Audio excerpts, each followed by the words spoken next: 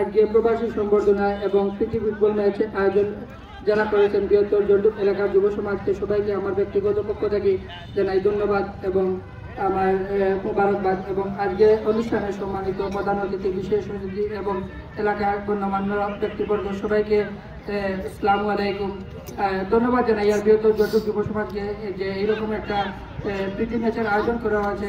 বিশেষ করে আমাদের প্রবাসী যারা আছে ওনারা কিন্তু আমরা এলাকায় যতই বেলা কাজ করি না কেন সবগুলোর কিন্তু ফাইন্যান্সিয়াল সাপোর্ট কিন্তু আমাদের প্রবাসী ভাই ভাতি যারা ওনারা দিয়ে থাকেন।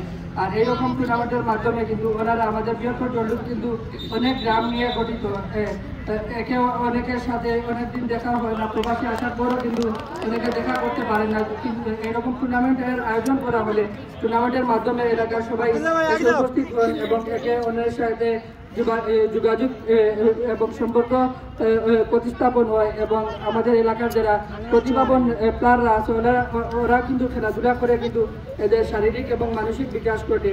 এর জন্য আমি আয়োজকবৃন্দকে ধন্যবাদ জানিয়ে আমি আমার বক্তব্য এখানে শেষ করছি। আপনারা আপনাদের দোয়া, আশীর্বাদ এবং প্রার্থনার মাঝে আমাকে রাখুন। আসসালামু আলাইকুম। আল্লাহ হাফেজ।